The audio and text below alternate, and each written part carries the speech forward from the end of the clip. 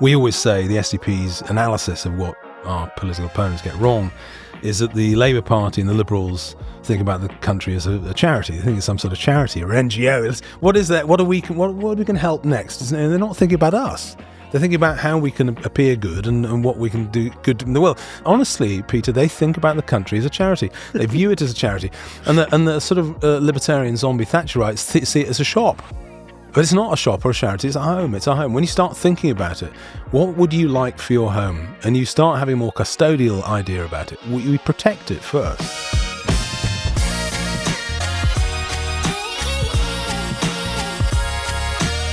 Good, right. Morning, William. Morning. Thank you for reaching out. Pleasure. Appreciate it. I've been getting quite a few comments on our YouTube saying this is a right-wing podcast and this is the podcast version of GB News. And I was like, I've been trying to reach people from the left and struggling. We spoke to George, though, and obviously you've reached out. So thank you. Pleasure. Appreciate you coming in. Yeah. I don't know much about the Social Democrat Party at all. So we should probably just start there. Tell me about it. How old are you? 46. Right, too young to know our original incarnation. That's the thing. So if you're above 60, then you remember the STB from the 80s because it had a massive impact in the 80s. So very briefly, historically it's a breakaway from the Labour Party. So in 81, four very, very senior people, former Foreign Secretary and Home Secretary, left the Labour Party. Names I would know? Roy Jenkins, David Owen, Shirley Williams, Bill Rogers is the fourth one that people forget. But they broke away, and to date, actually, it's the biggest challenge to the two-party system in British political history, and it failed to break the mould. They wanted to change the electoral system and flip it away from this awful sort of two-party model. Good challenge, but it failed in the 80s. So if you're older than 60, you certainly will have heard of the SDP. You probably voted for us. Yeah. Right, okay. So my dad will know. Definitely, without doubt. Ask him if he voted for us. My dad is he would have considered himself a working class conservative. Yeah, he might well have done. I mean, about a quarter of the population did. Yeah, he always voted conservative. And the reason he said is he's not hugely interested in politics. He just said, at the end of the month, I want as much of my money left to me as possible. Yeah. I can see that. But I would guess by the end of his career, he was an aircraft engineer. He crept into the middle class because he went up through he was a Monarch Airlines engineer. Oh, right. Okay. Yeah, I remember. Yeah, I might have flown them, actually. I think they're coming back. I think I've read about them coming back. But yeah, so that was always kind of his position. My brother is much more on the left wing, so I used to witness their debates and didn't really hold a strong view. I'd say I'm a small c conservative now. I do have a lot of empathy from left-wing positions. Yeah, I mean, well, that's the old school left wing. Yeah, old school. Yeah, I mean, I think we are trad left. You might describe us as traditional left. So nothing. I would say all my political heroes pretty much are on the Labour left. So Attlee, Hugh Gaitskell, Peter Shaw particularly. I'm a big admirer of Peter Shaw. George Brown. Now, if you look at what these people said, faith, flag, and family, very patriotic, quite traditional. If you read what they said, that would be considered really quite edgy now. A lot of that stuff. And it's an absurd. And the cause of all this is just the fact that liberalism has marched through everywhere and has sort of distorted what most people would hold as sort of common sense positions, like you might want a border, you might want to run the utilities and not sell them off to foreigners and things like that. These are basics, what we would argue is basics. So I always argue that I think we are better conservatives, better social conservatives than the Tories, who are types of liberals, really. And, so we can outflank the conservatives on the traditional side quite easily just by saying basic common sense. And the left, it's funny, the Labour Party, we're governed by a Labour Party which is an awful sort of mix of actually neoliberal Thatcherism, because they're not going to bring the utilities back into public ownership. No interest in doing that. They're bringing the railways back by default because the model's failing. And they won't build any houses. So they're pretty useless, really. And apart from the sort of liberal woke politics that they have imbibed, they're pretty useless. So we can outflank both of the big parties, from the right and the left quite easily. But the big point about our sort of left conservatism is that it's coherent. So I'd argue that you can't be a convincing, a serious conservative if you don't care about the family. And I think the family is the foundation of it, is the industrial wage, actually. Yeah, no, I completely agree. And it's interesting when I had George Galloway the other day, and I think pretty early in the interview I said, I see a strong alignment between what you stand for and what a lot of reform stands for. Economically, they're not aligned perhaps in certain areas, and with regards to public services, they're maybe not aligned, but everything out, all the cultural, social, family issues, completely aligned. I'd sort of unpick that a wee bit. So it's actually too early to know what reform are doing. I'm in quite a good position to sort of judge them a little bit because I'm the only person in the world that successfully negotiated a general election alliance with them. Okay. We did have an alliance with them, an electoral pact at the last election. And they stuck to it, to be fair, over 2 years. It was a small thing. It was 18 seats. We basically didn't stand against each other and cooperated. But it was interesting negotiating with them because you're quite right, on the need for a board, or knowing what a woman is, that sort of thing, cultural stuff, they're pretty good. And there's not that much difference between us and them. But there is a difference in the sort of economic Thatcherism stuff, the hyper-liberal market stuff, free trade stuff. They are disinclined to go for the sort of protectionism that we would. So we're much more like Trump and Vance, and a bit more like Biden, actually, because it's interesting, because Biden's quite a protectionist. Yeah. But I don't know where reform is on that stuff.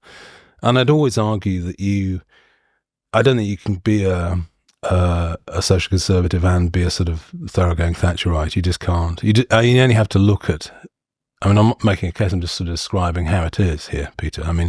Look at the Midlands and the North and the great industrial cities, and whatever gains I think Thatcherites thought they were going to get from Thatcherism or ultra pure free tradism have been negated and washed away by having to mop up the blood in these towns and cities.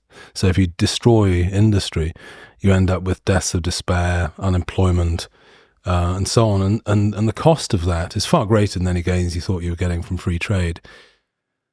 And in any case, I'm a critic of free trade, ultra-free trade, because it's resulted in massive trade deficits. And we can go into that in some detail if you like. But again, I don't think reform is at all strong on that. In fact, I think they're still in the sort of zombie Thatcherism stage, which is past now. It's gone. And it's not a model for the future. It's basically failed. So I think Richard Tice is saying hopeful things on things like water, and I think they may come around to it. It's also very popular. It'd be a very good strategy for them to do, because actually on the data, 60-70% of British people want these things in British ownership. They're not comfortable. It's really idiotic to sell these things to foreigners to get them to siphon profits abroad. It's nuts. Well, this is one of the unpatriotic. Well, yeah, and so it's quite like, on a personal perspective, I've been kind of on this journey where I mentioned to you, I created this podcast previously about Bitcoin. For 7 years. I was looking at economics and trying to understand why tax as a percentage of GDP keeps going up, why we have high inflation. I went down a lot of the Austrian economics rabbit holes, looked at sound money, things I'm very interested in. And because of that, I got introduced to the libertarian ideas. And there's a lot of things about libertarianism I like, not all of it, but a lot of it. I'm a big supporter of freedom and liberty. Where I struggle with ultra free markets, and where I've struggled with the libertarian ideas of just the smallest state possible, is when I look at something like the water utilities. I've been down that rabbit hole recently. Something like I don't know, I'll have the number wrong, 72 billion in debt. They've siphoned the profits in total. And they've private equity firms have siphoned the profits off. They haven't invested in infrastructure. They're polluting the rivers. And to me, that is just a complete disaster failure. It is a disaster. And so I've come back to this thing as like, I think I want the smallest practical state.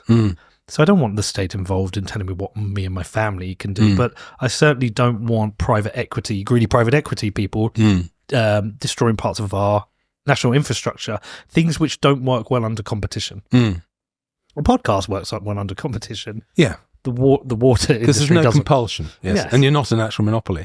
Yeah. And I think a bit of theory does help. I mean, water's a natural monopoly. You can't have competition, so they try and regulate it. But there are two things in the private model that aren't helpful. First is the need for profit, because some of the water rates has got to go through to profit, and then filtering profit, siphoning that abroad, not good. But basically, hold on. I think there's something worse going on.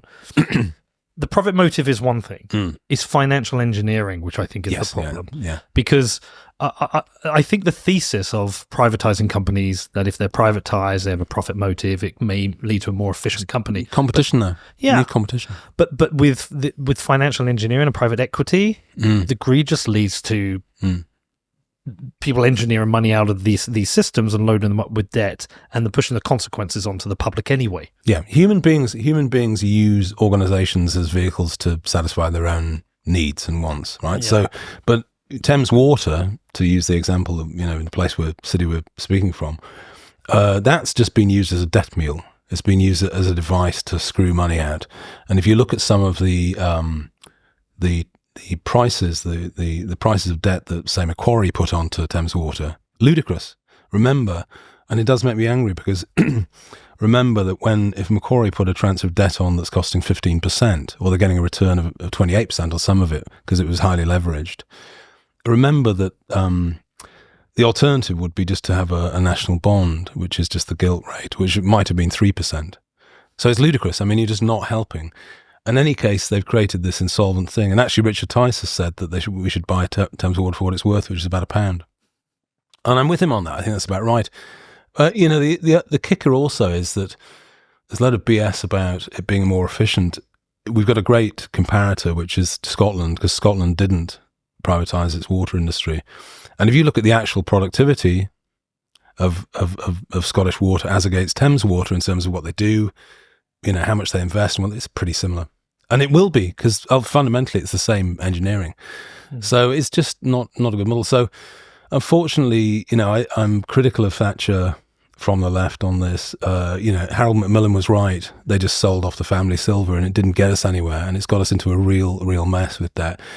In the SDP, we talk about debt all the time. People ignore it. It's massively important. I know, obviously, in the three sectors, British households actually are in quite a good position post-pandemic. They've got about over 300 billion of net deposits against the banks. They're in pretty rosy position. Some corporates aren't. It's about 14-15% of our companies are zombies. And government position is terrible, just like the United States. And we need to speak about it. But just to get back onto the sort of my sort of core case against sort of, naive free trade purism, I'm all for free trade. I'm all for competition in the sectors, and most of the economies should be, highly competitive. But the state should do what the state should do, which is build some houses, run some utilities, perhaps run a bus or two, and trains and so on. And think about energy security as well. It's got a role in that. But it doesn't need to be a big state, and it shouldn't be if it's going to be efficient. And the very best states, the best societies, I would argue, are the ones like South Korea and Singapore, which get it about right. And people, post-Brexit, actually, a lot of Tories spoke about Singapore on Thames. Always irritated me. My family's had contacts there and had businesses there for 40 years. I know it very well. They knew nothing about Singapore, and they never talked about Goh Keng Swee or Lee Kuan Yew's active policy of creating state housing. They never talk about public transport. They're not interested in that. So they only see the things they want to see. And they never talked about the industrial policy which they ran. So Singapore's state is incredibly strong. It's not very big, but it's incredibly strong and effective. So I don't buy all this sort of get the state out of the way. The state's massively important, actually. You've got to, and if you want to seek office, you've got to be interested in the state. I don't buy that you can't be. So I think it's very important. And on trade, international trade, I think my core critique of the governing and the overclass is that they've all drunk the sort of Kool-Aid on the free trade stuff. They've all read a bit of Hayek at university. It's very simple theory. In all times, in all cases, it's better just to leave it open to free trade. And it's just so naive, God, it's just wrecked Western industry, particularly in the Anglosphere. The United States and Britain are just deindustrialized. It's actually dangerous. strategically. And it's a type of liberalism which is indifference, really. It's an indifference to what is made where and by whom, and it's an indifference. So they don't care where anything's from. They buy anything as long as it's cheap. So Walmart is full of cheap Chinese goods, but the towns that Walmart's in has 20% unemployment effectively, and deaths of despair and opioid epidemic. That's what you get if you deindustrialize. And I think J.D. Vance understands that, and he's my hope, actually. Yeah, I didn't know too much about him until he got the VP nomination. I watched 2 interviews with him. I was really impressed with him. Great. Really great speaker. He's us, actually. Is he? Yeah, pretty much. I think so. Well, I'm appropriating him now. No, he gets it. It's the state and nation. It's the combination of put, to be crude about it, put the interests of the working class forward. They do matter as a group, and I think they've been marginalised politically. And I think Vance gets that. His background is ideally suited to understand this. Well, I think in about 4 years' time, we're going to be at a crossroads, which America was with the recent election. I'm dreading what this 4 years is going to be like. It might be interesting. Well, it's not started well, but I think there is an opportunity for something different in politics, whether it's yourselves, whether it's what Galloway's been trying to do, whether it's what Reform's trying to do. But I think there is a demand for something different because the Tories and the Labour Party have essentially merged into one entity to me. Agree. I see very little difference between the current Tory, the Conservative Party, and Tony Blair's Labour Party. I mean, there will have some ideological differences and that manifesto ideological differences, but the execution is pretty much the same. It's high tax, high borrowing, high debt, a surveillance state, encroachments on freedoms and liberties. And this populist uprising that we've seen, I think, is super interesting. Firstly, that the term populism has become a pejorative. It's an attack on to me, making it pejorative is an attack on the working class. But I think the working class feel the pain first, very quickly, soon followed by the middle class. And it's coming for the middle class. I think it's both. I think it's both. I think it's both. It's definitely coming from the middle class because they've had a complete erosion of their disposable incomes. My friend Donna McFrisby outlined it for me once, where he talked about we used to have a society built on one income. Yes, and you could afford a house and a car and a holiday. Now it's 2 incomes with a smaller house and maybe not the ability to afford a holiday anymore, or a flat, And so it's this kind of race to the bottom we've been through with. I think it's the explosion of debt and governments no longer running a surplus.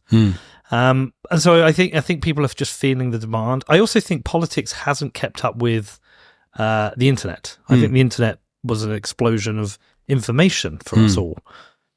My expectation is that the shady shit that goes on in government has always gone on. We're closer to it now. We have Twitter.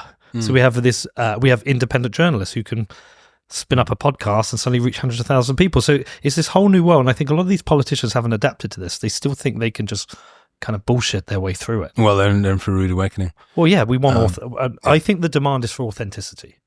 Yeah, I mean, can I just go back? So I think your comment on the Tories being rather like the Labour Party, I mean, that's true. I mean, what happened actually is that Thatcherism was sort of 40-year paradigm shift.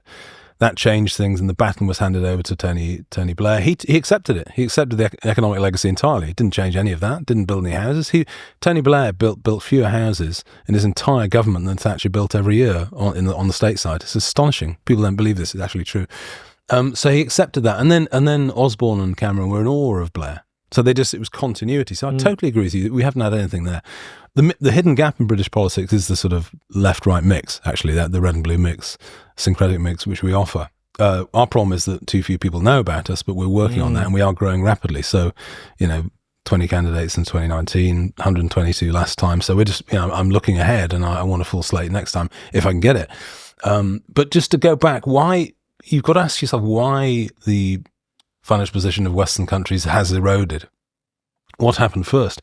What happens first is China getting into GATT and then liberalised free trade, and then your industry just goes down from 34% to 9%. That's what happens, and your tax base is eroded. That's the reason why governments are struggling, and why you have to get to the 57th percentile now before someone pays a net contribution. And in a way, it's not. I'm reticent about blaming the the 57% who are net beneficiaries, because that's the model, right? It's a bit like looking at Scotland or the North East or the deindustrialised Midlands and saying, come on, why aren't you producing? Why is London and the South East subsidising you? The reason is that we've had 40 years of a model which prioritised services and doesn't care about basic things like energy and like steel and like manufacturing, and would never consider putting a tariff on or protecting anything. And in literally live slow motion now, Europe and the United States and Britain is living through a process where your entire car industry is going to be eaten up by Chinese EVs. All of it is going to go, all of it, unless we wake up and do something about it. And the reaction to it should be a tariff, either a quota on the actual amount or a very high tariff to stop it. And there's sitting there like a sort of lemon and thinking, oh, well, it doesn't matter. Then at the end of the 10 years, when you don't have a car industry left and the Chinese have it all, so who did this? Well, it was the politicians that were indifferent about it. That's who did it. Well, I think we're feeling the decay and the rot everywhere. I struggle to really understand what we stand for as Britain anymore. Oh, the cultural, the cultural aspects are an entirely different side, but and they are sort of interlinked. But I think people ask me, I talk about economics and housing a lot. I really want to talk about housing if you've got time, but I talk about economics so much, people think that I don't think the cultural stuff matters. Now I really think it does, because I think the cultural stuff happens first. Yeah. What happens is that you get a ruling class, an overclass that don't care about local jobs, right? So they close the factories down and outsource the production overseas. And Chris Lash was right in calling these people, these executives, tourists in their own countries. They are tourists. They're not bothered. But you're soaring off the branch you're sitting on. That's my point, because eventually the debt increases, your tax base erodes, and you're knackered. So that's where we are now. We're in a really difficult position where UK's running sort of 100 billion trade deficits, and I love debating free traders on this because on the basics of trade economics, on the mathematics of it, you can only pay for your imports in one of three ways. You either export something, or you sell something you've already got, or you get into debt and pay for it by debt. And we've been doing the other two. And what happens just on the maths, I'm not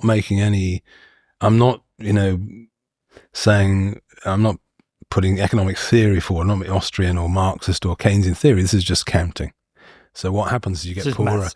It's just maths. You just get poorer. Yeah. It honestly, if you can count, so if you do this, we haven't had a trade deficit in goods, a surplus in goods since '85, and we've just constantly mounted up these huge trade deficits. It's hardly surprising that what the country owns is diminishing, and it's just basics. And all of the people at the IEA, who I like and are good faith, I mean, I do think they are good faith, and they will debate me, but they always lose the arguments because I have the maths on my side, and you only have to count. We're getting poorer, and you wouldn't sit there and let this happen or do something about it. What is their argument back to you? That it doesn't matter that you've got the goods. It's amazing, actually. I mean, I've seen so many arguments saying, you've got the goods, you've got a trade surplus, someone else is paying for your trade surplus, and I'm thinking, you're getting poorer, you're getting into debt, and eventually you get an inflection point and it'll hit you. No, you've got the goods, it doesn't matter. And they'll even try an argument, which is, that running large trade deficits for years is sort of, no, it's a vote of confidence in you as the UK PLC. And I say that's like a dealer going to his addict saying, I really believe in you, have some more, it's crazy. I just don't buy it. So they're just wrong on that. And I think I honestly, Peter, about 5 years ago during the 2018-2019 chaos here about Brexit, we were very pro-Brexit because we want a nation state that can govern itself. The left-wing case for Brexit's the only one that makes any sense, by the way. I was pretty much the only politician in the UK doing interviews at that time in 2019 saying I don't want a deal because I want some trade friction. Some people said they didn't want a deal because they wanted a better deal or whatever, but I said I don't want a deal because I want some trade friction, because the EU has been our biggest, most problematic trading partner. 90 billion deficits every year. It's ludicrous, and you've got to. You can't have that. You just get poorer. So you've got to deal. We threatened no deal, didn't we? Well, yeah, but they bottled it. I mean, Brexit's a very interesting.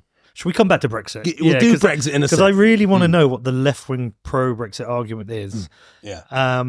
But I even want to focus on this term left wing because I don't know if it's right anymore to call Labour left wing. No, they're liberals. Yeah. Yeah, they're not left. And I don't think it's right to call the conservatives right wing anymore. I think they are liberals. Yeah. And I actually, the big argument, I talk about politics with my brother a lot, and he always said a good, strong Conservative Party needs a good, strong, principled Labour Party, and a good, strong Labour Party needs a strong, principled Conservative Party.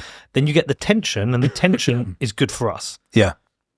And I think we've got the opposite now. We don't really have... The tension is personality, culture, blame games. But fundamentally, policy-wise, there's no tension anymore. No, there's a consensus. There's an inner consensus on sort of managing decline. And... I mean, again, we might get onto border control eventually, but there's a consensus on immigration and border policy right across the four big parties, if you include the Greens. And anyone outside that is not really very acceptable, So what's governing it is how people are received at sort of middle-class tea parties and dinner parties in London.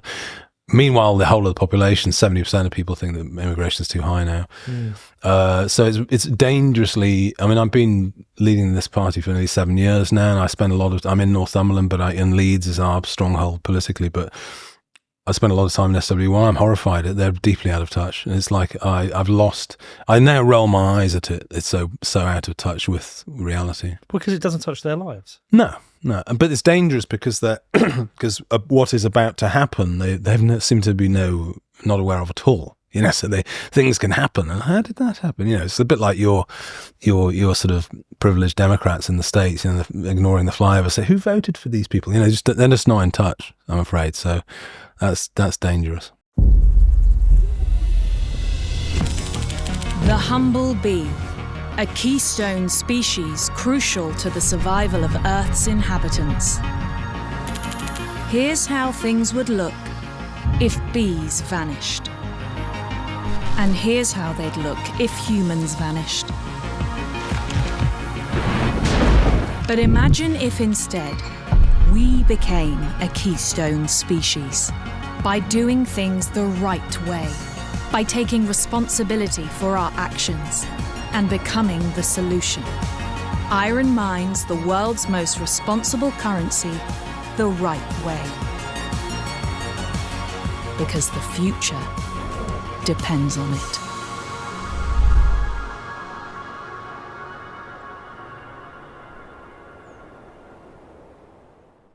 So, back to the... Well, okay, let's go back a step. So, the SDP...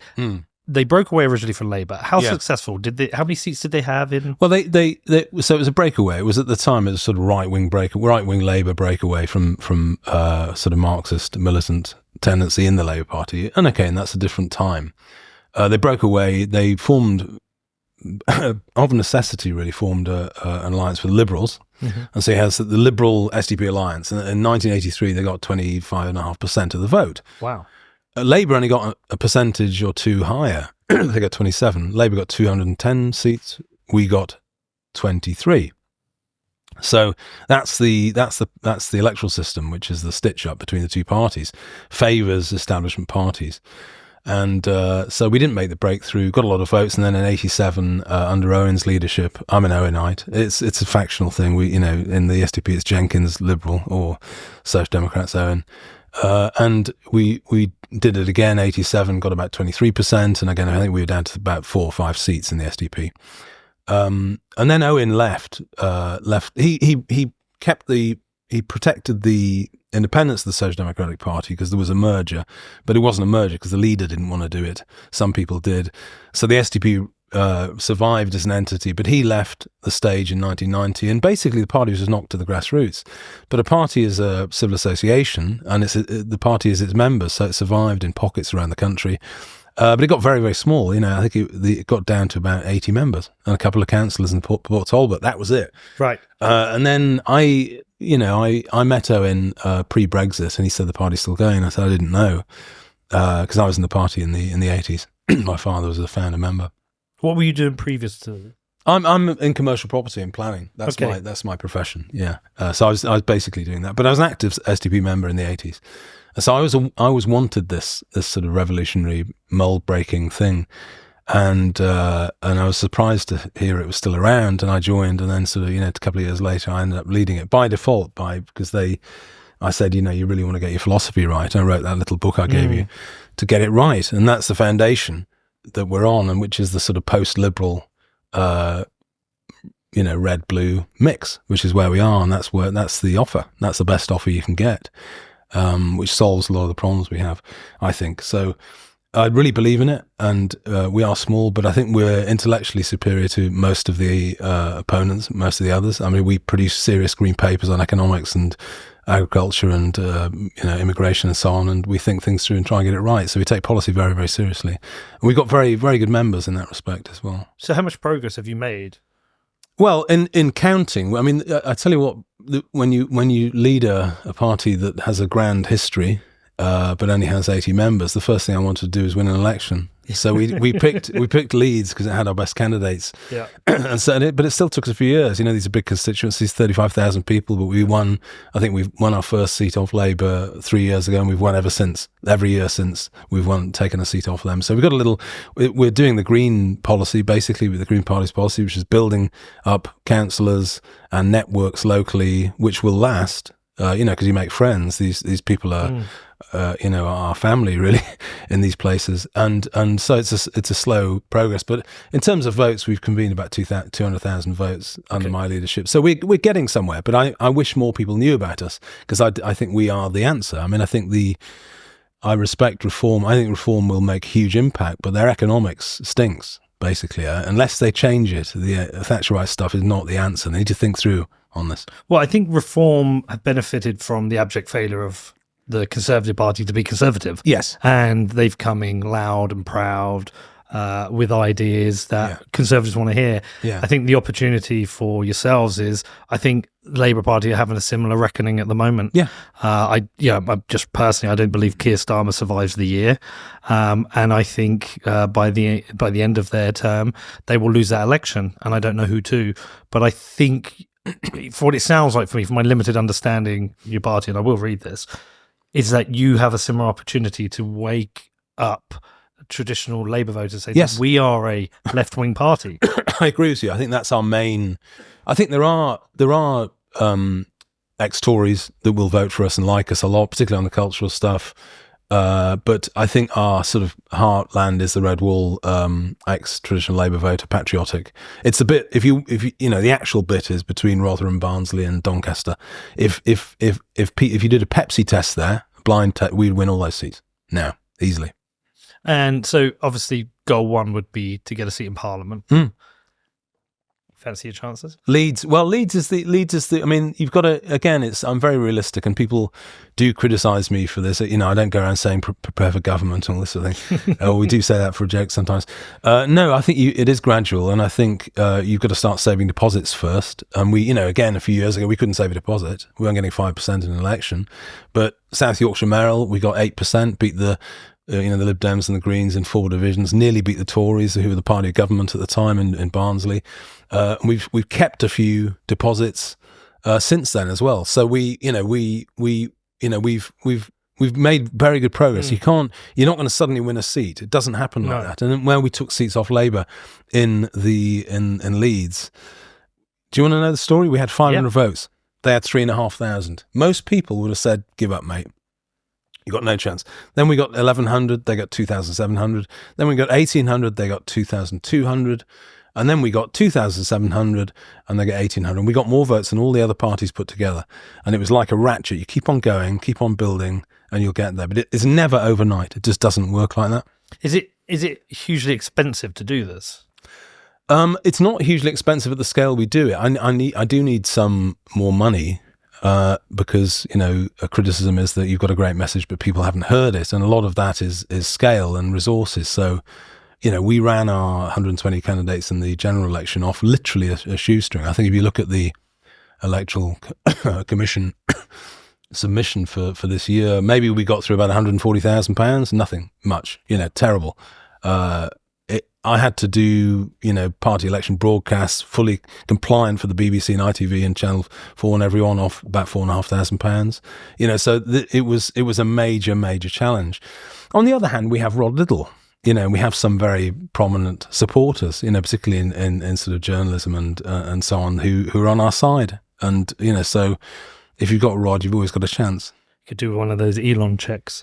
I could, yes, actually. Although that could be a poison pill right now. No, but we're not. The thing is, actually, P, I'll tell you a story. So we're not. Yeah, I would appreciate that, but it's pound for pound, it would be the best investment anyone could make in British politics, investing in us. But I don't mind boosting something we already promote. But what I'm not going to do is it's not for sale. So Rod and I met, and he wrote about it actually, so I can say it, met a potential donor, a lovely house north of Regent's Park, and he actually had a Caravaggio and everything. We had 5 hours of policy discussions with this guy. I went to the pub afterwards. And I said to Rod, actually, just forget about the policy ideas. Just get him to give us the Caravaggio, and then we're sorted.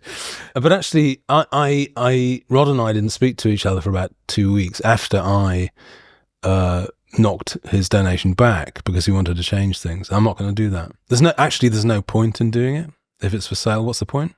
Like if you say, oh yeah, so Elon Musk comes along and says, right, I don't like your economics, let's change. No, sorry. I'd sooner build from the ground floor. That's the way it's got to be. All right, I just want to jump back to, you said, so you're pro-Brexit, which again, for most Labour voters, certainly young Labour voters, they wouldn't understand this because, but I think it was the majority of the Labour Party who were against Brexit. I kind of just, set the record straight, I was very on the fence about it. I didn't have a strong opinion either way. Yeah. I was going to vote Brexit because some of my more libertarian friends said, localism is the best, and your first step to localism is freeing yourself from the EU, and then it's the involvement of government. But then I also had another friend who said, look, the EU is the best peace agreement we have, and I was like, so I had like that weighed as guilt on me. So finally I actually did vote, but when we had Brexit I was like, I didn't really care either way, and even since I haven't fallen for much of the rhetoric because I actually agree with the idea that we haven't been able to have a proper Brexit because there's been too much political wrangling. Well, they didn't want to remember. A key point, none of the establishment parties had a policy of leaving the EU, right? So when you understand that, you might understand why it didn't work. Yeah, I also think it was very important for the EU for this to look like a disaster for the UK because you didn't want to have all to encourage the others. Yeah, so but to hear someone say that the left-wing argument for Brexit is the strongest one, I'm here for it. Okay, well, so the young people that are on the left, on the liberal left now and don't get it, should just read some Labour history. So Labour, Euro-Scepticism in Britain is left-wing, always has been. So Attlee was a Euro-sceptic, not going to do it. Hugh Gaitskell, 1962 Labour conference, we're not going to give up the history of 1,000 years, a speech written by Peter Shaw. They understood that to be nation-state Democrats, you had to be a nation-state. And to be a nation-state, you have to be able to keep your steelworks open if you want to. And basically, it boils down to that. So the acid test is, if I was Prime Minister, I wanted to keep Port Talbot open, I'm not going to have the Commission or the acquis communautaire telling me I can't. Because you can't practice the social democracy which you profess if you're in the EU. You just can't. I mean, you can say you want to be a social democrat, but you're not allowed to actually practice it. You're not allowed to buy British goods for the state. You're not allowed to have your own trade policy. You're not allowed to have your own immigration policy. In fact, you can't really be a proper functioning democracy. So if you are a social democrat and you're a thinker, you have to be EU skeptic. Culturally, I'm massively pro-European.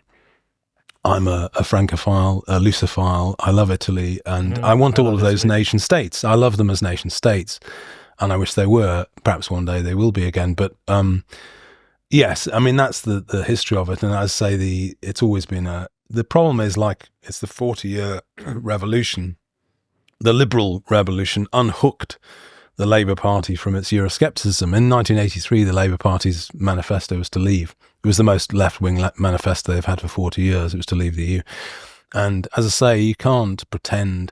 The socialists that are pro-EU are pretending to be socialists. They can't practice it. It's banned. It's not allowed under the rules. So I mean, it's not. I take a strong interest in Portuguese politics, and all of the Portuguese left, the Bloco Esquerda, is all Eurosceptic, from the communists right the way through, and they understand that, and remember they're a fully integrated member state in the euro. Okay, so that's they went a stage further. We, as Draghi said, Britain, when it left, had 1 foot in and 1 foot out. We just but if you're Portugal, 5 things, if you're a Portuguese citizen, 5 things that you might want to talk about, you might want to vote on, are just taken off the table. So trade policy, taken off. Monetary policy, off. Immigration policy, off. Industrial policy, off. And even your budget deficit, how big that is, off. So if you can't elect someone, if you can't sack someone that decides that for Portugal, you're not living in a democracy. You're living in a sort of pseudo-democracy where all the big stuff is taken off the table. And this is what the philosopher John Gray, who I've got a lot of time, and I always mention him in interviews, it's a habit. John Gray, right about most things. He basically describes this as deciding all these things pre-politically. So you've decided all that pre-politically. So what the poor public is offered is some sort of pale imitation of democracy. You can't change anything. It's all decided. And the Portuguese used to call it Europa insista. Europe insists. Okay, right. Well, we'll just do it then. But that's not democracy. So, and in trade policy, industrial policy, only building your own trains or keeping your steelworks open or whatever you want, it just makes no sense to someone on the left to be in the EU. And George Galloway would get this. He understands this. There were a few things that were strong signals for me as well. I remember every time I went to vote, whatever kind of election it is, whenever there was the European vote, it was immediately obvious to me, I don't know who this person is. No. Deliberately. I don't know what they do or what they stand for. No. So and I always knew the turnout was very low for European elections. I thought, well, what form of democracy is this? Is if we don't know the people we're voting for, we don't care, we don't know what they're doing. What are we getting via the back door? And it feels like, for example, I've seen a lot of the challenges to the ECHR. And at first I was like, why would you be against a European Convention on Human Rights? It feels like a really important document. I understand now why people are challenging it and I don't know the history or how it got through or whether there were challenges, but the governance is so far removed from us as people that I felt like this wasn't democratic. Secondly, I learned about this ridiculous thing where the European Parliament for 3 days every month moves from Strasbourg, to Strasbourg, and it costs 150 million. Because I was like, well, that's just a complete waste of money. But then another thing that was huge for me was the issue of the corporation tax rates that the Ireland set. So Ireland set preferential tax rates to bring companies in to create jobs. They got fined. The companies got fined. Apple got fined, and whatever the number was, 12 billion they had to pay to the Irish government. The Irish government didn't want the money. No, of course not, because it's the model, yeah. And I was they wanted the tax. Well, I was like thinking, well, this is ludicrous. I mean, even if we can have a debate about free markets against free markets, I think anything which drives down tax rates is good for business and people. So there's so many things I started to realize, actually, do you know what? If the vote was now, I'd definitely vote Brexit. But that, How much? 14 billion. 14 billion. Yeah. They did what it? No, but that's their model. Their model is being a tax haven. I mean, it's unfair. And again, it's another thing where you need a more robust nation state, actually, with a better bottle, because a lot of, particularly American corporations, not only ones that do it, pay more on their turnover in the UK, in the States, than they do here. They certainly pay more in Ireland. All you have to do is outsource the intellectual property to Ireland and say, well, I'll pay you a fee, and you just rip the tax away from Britain. We would just put a turnover tax on it and say, we'll assess your tax at this level, and you're going to pay tax to the British Exchequer. This is what Amazon has done. Yeah, it's not just the coffee companies do it as well. Facebook. And it stinks, and it shouldn't be allowed, and it basically rips off. It's another burden on the tax base. A robust nation state, but there's a lot of pressure against a nation state acting on behalf of the citizens. Huge pressure on, I've said the last few years, one day a Western state on, say, something like immigration or open borders, craziness. One day a nation state somewhere in the West will decide, no, we'll take control of it and we're going to get a handle on it. And there'll be a beacon for the others. and say, yeah, we can do it if we want to do it. But it's all of this, it's got to be decided internationally, and international law will fetter your ability to have a border. All of that's got to go. I feel like that we're close. Close. Yeah. Yeah, it's happening. Yeah. I feel like I'm sure I read something's happening either in Germany, Sweden. Well, I know Sweden has massive issues because they've had massive issues with cultural assimilation. Yeah. What's been happening there? But I feel like I've read something about either France or Germany were changing one of their border policies. Here, there's so much demand for it, and it started out as a far right, a racist idea, and now it's become like the Overton window has shifted. I think now people understand there's been massive issues with cultural alignment, crime, jobs, tax, all these different issues on immigration, and it's been a failed policy. What I didn't understand, do you remember that chart, Connor, we had with the Matt Goodwin showed us this chart? I didn't realise the extent of which immigration changed over the last 4 years. It has been huge. I didn't even know that the reason it was to boost GDP, or that was one of the arguments, was to boost GDP. Well, it was to plug a failing labour market because they can't be bothered to train anyone, which is another bit of short-termism. So we'll just ship these workers in. Yeah, but it was panic as well because they weren't GDP going up, and they were terrified of a recession, which was associated with Brexit. So they just thought, well, one way we can do it is bring in 1.2 million people in a single year. So it's just a massive betrayal. I mean, I was urge anyone, do not believe anything the Tories say on immigration in any manifesto. Don't. Just don't. Yeah. So, okay. Oh, here we go. Yeah. This is the chart. It just blew my mind. Yeah. The problem is the struggle I'm starting to have now is with the rhetoric around what to do about this. Like, I saw a criticism of Farage yesterday following Musk's denouncement of him.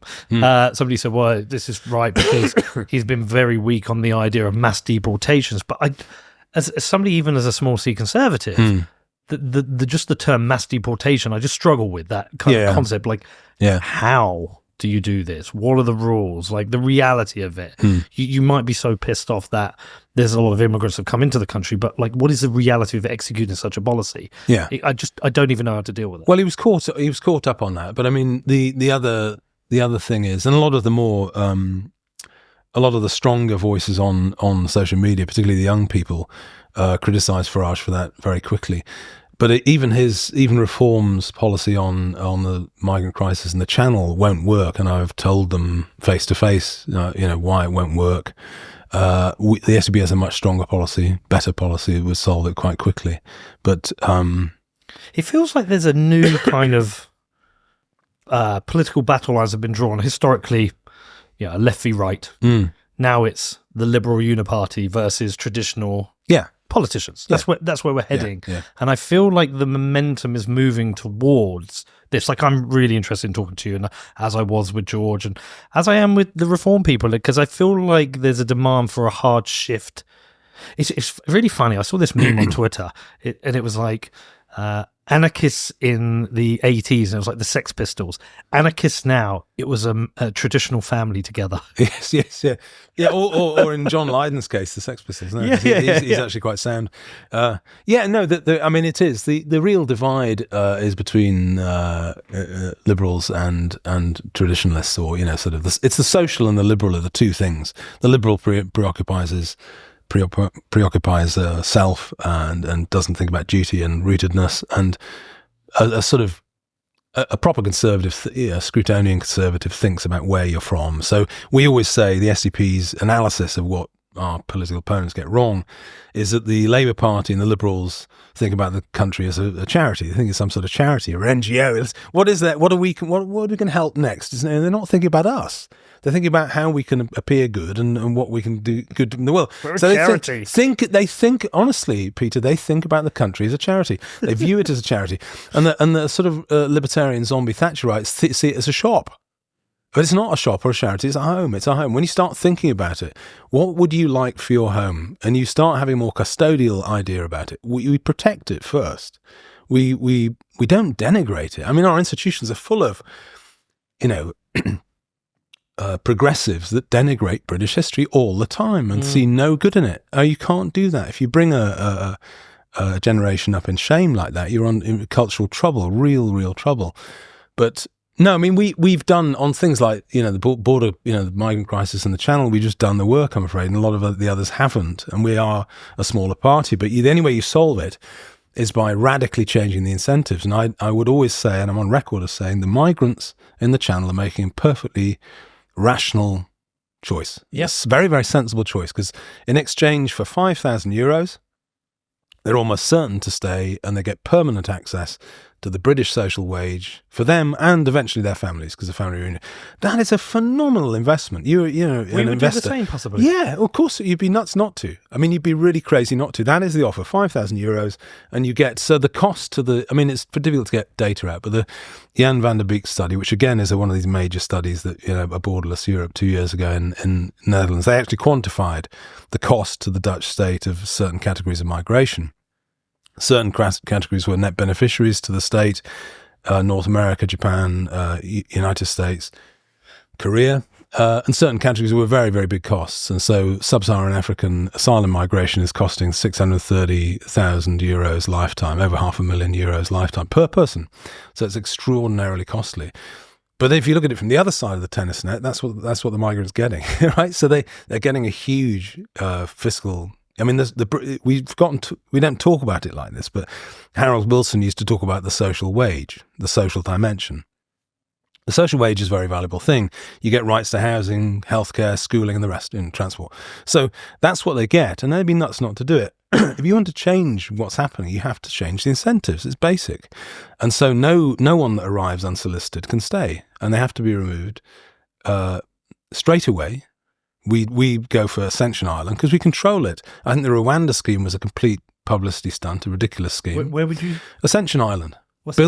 Ascension Island is a British overseas territory in the middle of the Atlantic. We control it. It's ours. What you do is you build a detention facility there. Say you might build 5,000 spaces. They'll never be used.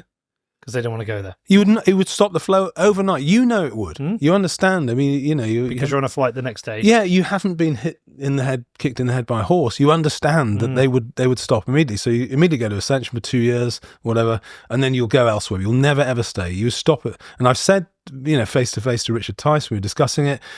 The reform policy is to sort of have pushbacks and change. It won't work. You can't do that. Change the incentives.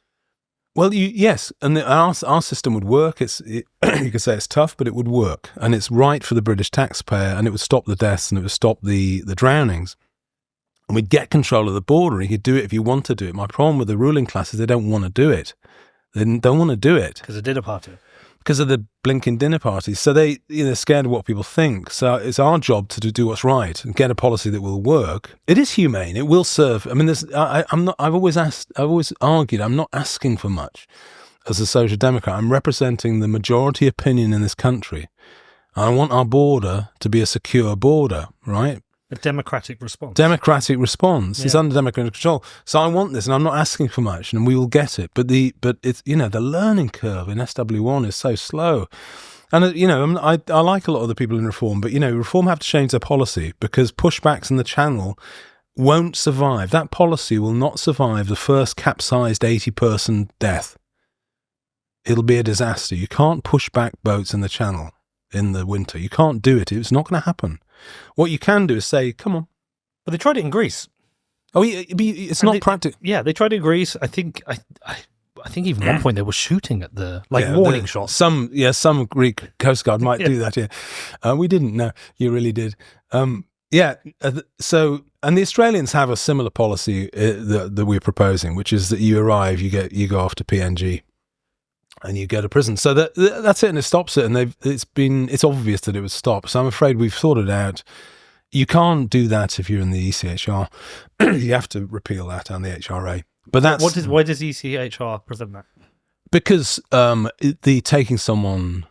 taking an unsolicited arrival and deporting them to Ascension Island would breach a right that would be applied by the ECHR. So the legal architecture that's in place is not just the ECHR, it's our own Human Rights Act. Okay. So all of the legal architecture that's in place now, a lot of it has to be scrapped if you want a border. But how does Rwanda differ under that ruling? Or Oh no, well no. That's my point about Rwanda. That's why it was a publicity stunt, because the Tories, the classic Tory policy, they did all this stuff about Rwanda, but they left the legal architecture in place to appeal against their own policy, and that's what people did, of course. And so they, there were court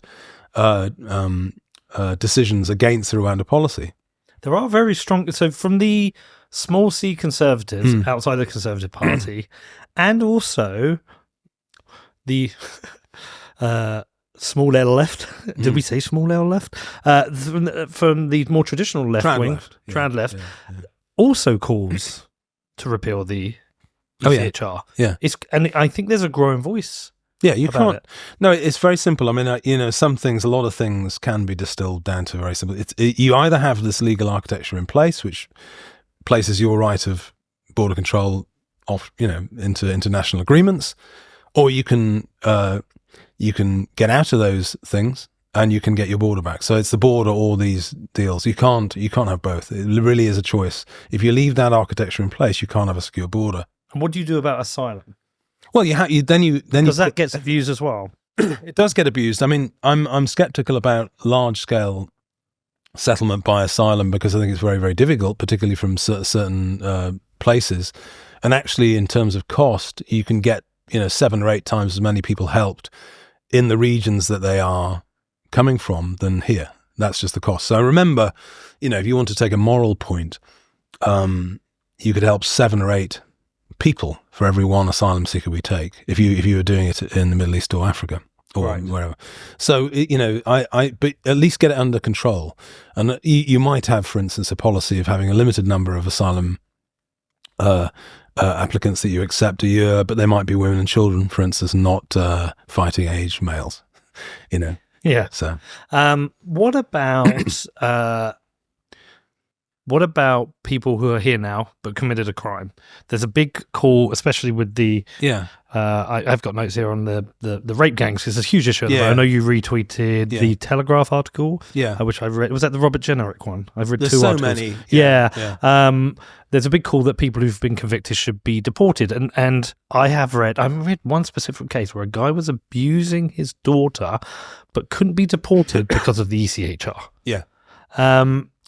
Or the HRA. It's not just is it both? Okay. How would you deal with that? Because, even my most empathetic liberal position self feels like if you've come here and you've committed a crime, you should be gone. I know when I go to the US a lot, I fear getting a criminal record because I can't go into the US. Oh, yeah, no, it's strict. And I feel like that should be a condition. If you've committed a crime, then you should be deported. Yeah, no, so I take a reasonably simple attitude on this. We've got about just over 10,000 foreign criminals in British jails. I would deport the lot, pretty much. It's extraordinarily expensive to put them up here. And in a lot of other countries, as soon as you commit a crime, you're deported. It's important, if you deport people, you ought to be able to keep them out, though. Famously, an Albanian crook was posing in a nightclub a couple of weeks ago, and he'd been in and out, and he'd been convicted, and in and out, and in and out. So we need to get a grip on the border itself. So we need to count them in and count them out. We don't do that. And we're one of the few Western states that could do it, that don't do it. It's insane. I know. I've seen my record in America. Because I traveled so much, I suddenly found out there was a tax threshold that I would hit if I was spent a certain amount of days. It's something like 180 days in year 1, then 90 year 2. And I got quite close to it, and I went on. There's a complete record of every entry and exit. How many days I spent. No, they're serious. Yeah, no, I mean they're serious with the people like you who are flying into New York or whatever. But plenty of people get through now. Of course, the southern borders. No, but so that's my position on that. Yeah, foreign criminals should be deported. I think on what people call on social media mass deportations, I'm in favour of deporting anyone that isn't legally here. That may be run into millions of people, but I'm in favour of that if they're not legally here. What I'm not in favour of, and I can't be in favour of, is deporting people who are British citizens. You can't. I mean, I don't think you can do that. Actually, I don't think you can arbitrarily take someone's citizenship from them. That's not right. No. Well, look, I think this is going to be, as it was in America, I think by the time we get to the next election, this is going to be a big issue. It is. And I think it's going to be a leading issue in politics. And like I say, I think even on this issue, the Overton window has shifted, and people are starting to say, hold on, there are issues here. And But can I just on this? I mean, people. I mean, I admire a lot of the young people that are very active on this and at the sharp end, and their job in criticising Nigel Farage or other politicians like me or whatever is very good, and it's I follow them and I like them, but I'd remind them that in order. The first thing I would try and do is end mass immigration, legal mass immigration, start training British citizens for the jobs we need. So on that, do not have the health service, plunder Ghanaian nurses. Don't do that. It's not moral. I've worked for a Ghanaian charity. I've done work out there. And if you take away Ghanaian nurses, kids don't get inoculated and they die. And that's actually the consequence. We can't afford to do that to them, but we can't afford not to train our own citizens. And it's laziness and stupidity that stops the NHS from training enough clinicians, nurses and others. You could do it if you wanted to do it. My argument always is they don't want to. It's easier just to bring people in. But stopping mass migration first is the first thing. That's what you have, a very selective migration policy. Bring people in that will be a net benefit to the country and that you need for particular skills. The rest of it, you've got to apply some pressure, Peter, to tackle this. 9 million British adults are out of the workforce. 5.5 million on out-of-work benefits and 4.5 million rich enough not to bother to do it. And sorry, before you import another million a year, have a look at that block. Even if it costs some turbulence and some spikes in prices of things, even if you have to spend a third more on care workers' wages, that is cheaper than just this crazy mass migration policy. So to the people that are talking about mass deportations, okay, I mean, I'm in favour of anyone that isn't legally here should be removed. I had friends, my wife is a foreign national still. A lot of my family are immigrants. I like legal migration. I don't like illegal migration. I'm not in favour of it. And but before you do that on a large scale, why don't you stop making things worse by having this crazy mass migration policy each year, which ruins the prospects of British kids to get a house, which we must talk about housing, because that's we will get housing. So the 9 million out of work, as you said, 4 million can afford not to be. Can they afford not to be because of the welfare system, or are these people who are independently wealthy and choosing not to work? No, these are people who are not claiming benefits. So you've got 9 million adults who are not in the workforce and have dropped down there. And it's the United States had a fall off in the participation rate in the workforce as well, and we've had the same. It's been post-pandemic. It's been bad as well, worse. But either way, you've got 9 million citizens that could work that don't, and the job of the government should be to get a program to get them to.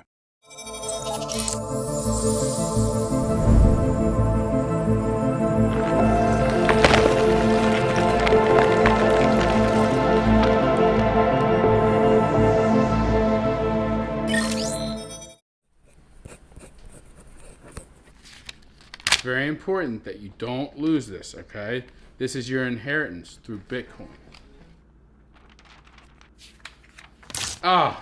Let Bitcoin rip. Don't rip up your Bitcoin. Set up inheritance with Casa. Well, let's separate the two blocks there. The 4 million who can afford not to be, why are they not working? Well, because they don't want to. I mean, why should we care about it? If someone chooses not to? No. I'm just saying. I think they might be the harder block to do, but this is a total. We're entering a totally different area of politics now about what a paternal government that communicated with its citizens could do if it really wanted to. I'm entering new things entirely. So if you said if you incentivized, I mean, we're getting older, right? We're getting older, and the ratio of workers to retirees is going to get worse. Which is a problem. It's a big problem. But one of the ways of addressing that problem is for the government to roll its sleeves up and get a program and say, look, if you're retired and you're quite happy, but you may be a little lonely, we're going to incentivize you to do a day's work in blocks of 3 months off, 3 months off, whatever get a structure that fits people to get them back into the workforce. They haven't even tried to do that, Peter. There's no effort to do that. And there's no effort to really bother about the 5.5 million people on the scrap heap that they just dole money out to. A, we can't afford to, and B, it's short term just to ship people in, many of whom will actually cost, because they're below the net contribution line, will cost your society in the long run anyway. Do we need to be tougher with the welfare system? Yes, definitely, absolutely. And actually the welfare system needs to be, we talk about this a lot, an SDP government, because we want the state to work, would apply much stricter conditions on what we expect from people in the state. I mean, it's in there, it's in the manifesto. There is a line which says, if you don't work, basically you're going to get the sack. And if you want, what we need to do in the state is to rediscover uncomplicated direct service provision, which is, it privileges the working class, actually. It's about gully cleaning and road maintenance and practical things, and less BS policy work and stuff behind people sitting at home, tapping away, doing nothing. A lot of that could be cleared away, and we wouldn't be any worse off. We'd be better off. How much waste do you? Because this is one of the criticisms of reform is they say they will cut the quangos, cut the waste, and then they ask them any specifics. They don't usually have a good answer. I mean, how much? I mean, look. Well, I like what Vivek said in the US. He said, "We'll look at the social security numbers and all the odd numbers government workers will get rid of, and we'll figure it out." I mean, I kind of like that because it's just like, let's get on with it. It's random, yeah. Yeah. But no, I think there's a big. I mean, well, first the easy pickings, the low-hanging fruit is all the DEI stuff. Yeah. So with the SVB's policies to get rid of all of that. Yeah. And it's estimated about 6 or 7 billion on that, which is a lot of money. But it's not the 6 or 7 billion. It's actually the DEI stuff costs the organizations. It fetters the organizations it's in. So it's not just the dead cost of that post. It's the effect it has on the organization, because their goals get shifted from literally policing or gully cleaning to having rainbow flags on their cars and that stuff. All of that goes. That's the easy thing. The harder thing is things like non or sort of ephemeral policy jobs. So we know, for instance, that in the period from 2016 to 2020, the government employed 4,000 more people on policy work. Not clear at all that policy is better, I'm afraid. And so that sort of stuff has to go. And you just have to, any organization that is run by someone that says it's direct service provision, that's what it is. You're directly doing something. And if you're not, your job might be at risk. That's the answer to it.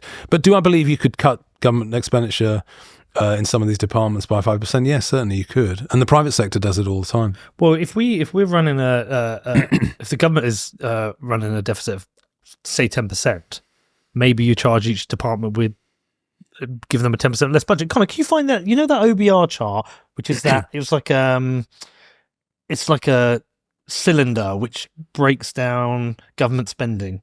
If you just Google OBR government expenditure chart, because I've always found this super interesting, because one of the things I don't understand is when I was 18, I was the last year where they gave free university places to, and I feel like in the 28 years since then, I've seen us losing stuff, but I've seen the tax as a percentage of GDP go up. Yeah, and I keep thinking, where's all the fucking money going? Well, it's going on failure, a lot of it. Yeah. So your welfare bill is expanding because you're creating a bigger pool of people that aren't doing industrial jobs. So just look at the towns. Look at Hartlepool or Middlesbrough, and look at how many people of adult age are not working. Can we bring back industrial jobs? You've got no chance of doing it if you don't want to. Right. So the first layer of it is to elect people that actually care about it and want it to happen, but don't give it away. There would be a cost to government, say, to reopen the steelworks. Right, there'd have to be some incentive. Yeah, there is, but there's a cost to government for not doing it in the long run. Most, and I would characterise most of these things as decisions between cost and value. So you're to take an industry like the nuclear industry, which we pioneered in this country in the 50s and 60s. They didn't invest in it. They didn't re-establish it. There was a big anti-nuclear tide, and New Labour didn't do it. And then when the Tories got in, the first thing they did, 2010, was close down British nuclear fuels. No, it's not that one. If you go back to Google, I'll know it when I see it. If you go back, this is the government expenditure by category. You need. Keep going. No, keep going. It's not the one I'm looking for. I know it when I see it. I don't think this is the page. If you go back to Google and if you leave it up there while you do it, so I can see it, Con. All right. Anyway, your welfare bill is increasing because you're failing economically. That's the actual cause of it. As I always say, looks like that, Con. What you're doing is you're mopping up the blood. Yeah. And as you mop up the blood, the amount of investment that can take place reduces, so it gets worse. It's actually a vicious circle. Well, if we're spending $9 billion on DEI, we could reinvest that in opening up. Yeah, but it's on every category. Housing's the same. Do you know what we spend on building houses? The government. No. About $8 billion. Do you know what we spend on housing benefit? Oh, please don't. This is going to... Oh, it's going to hurt. Go on. It's awful. 35 billion. So this is nuts. Literally nuts. So you're throwing biscuits to the public to make the problem a little less worse because you're going to pay your rent for you. That's 36 billion. And the amount of money that they spend trying to solve the problem by increasing the supply is 8. It is utterly crazy. So you agree with social housing? Yeah, I mean, it's a big, and the housing crisis, I'm a little bit of a housing expert. I built a few houses myself in my career, and I'm a town planner by trade, so I know about that planning system. I know it from both sides, government and as a developer. And most of the things that the politicians say about the housing crisis is just nonsense, so they don't know anything about it. And it's actually ultimately the causes of the problem are simpler than people realise, and the solutions are simpler. But it's hard, it's going to be hard. But you can solve it. It can't be solved very rapidly. What did you think of the right to buy policies? Did you agree with that? I think I don't mind right to buy as long as it's 1 for 1. I think the ratio was 7 to 1 against when Thatcher did. So it's another, the Macmillan thing. You're selling off the family silver. You're not, you just spivs basically. He's right about that. That's short-termist. What you're doing is you're diminishing the housing stock. You're selling something cheap for votes as well because it was 70% of value. I don't mind. I think, if someone wants to buy the home that they've paid rent in for years and years and years and they want to own it, that's fine. Can you zoom in on that chart? Yeah. So I look at this a lot. Yeah. So, and the one that always I do too. The one that gets me the most. Yeah. Debt interest. Yeah. It's essentially 10% is just paying off the interest. It's going to get worse. Yeah. It's going to get much worse. Yeah. Steve Baker talked about this a lot to me. He's very concerned about the pension system. Yeah. But anyway, so other welfare is 74 billion, universal credit 88 billion, pension spending 150 billion. So you've got nearly, what's that, about 300, just over 300 billion there. Yeah. Investment, I don't know what that is. But this is what bothers me. We're spending more on debt interest than we spend on education. To me, that is this is like a sort of Ponzi scheme, which is falling apart. I also look at then healthcare and social care, and one of the things that bothers me. I want to talk about healthcare with you. Yeah. So my mum was a nurse, and I made a documentary about inflation in the UK. And was it Harrow, Kurt? We went to. Yeah, I went down to Harrow. Harlow, sorry, went to Harlow. Newtown, yeah. Yeah, and we ended up going to a food bank and ended up meeting a nurse. I mean, she was hugely embarrassed to be there. And so we didn't put her on the film, but we had a chat with her. And yeah, I mean, her nurse's salary, and she's clearly not somebody who spends a lot of money on clothes or going out. Her nurse's salary did not cover the costs for her to be able to feed herself and her family effectively. So she had to go to the food bank. And I kept thinking, it's like, where have we got to as a nation where we can't pay our nurses enough to feed themselves? And I think one problem we have with the NHS, which I'm not anti-NHS, but it's bloated. I think a system where anyone can go at any point, any time for anything without any penalties is a problem. So, for example, I think we could incentivize more people to go to private healthcare. I think we could charge administration fees for appointments. I think there's lots of little things we can do that could just shift the incentives on the NHS. I was chatting to somebody I have a heart condition called SVT, which basically feels like a heart attack. It's just crap. I have to go to the hospital about once a year when I have an incident. I was chatting to one of the doctors there once, and they said, we have a huge amount of people coming in similar, just with anxiety. The minute they've got anxiety, they think they're having a heart attack. So I'm a huge proponent of the NHS, but I think uncontrolled universal healthcare has issues. I'd be really interested to know what you think about the NHS and whether there should be reforms.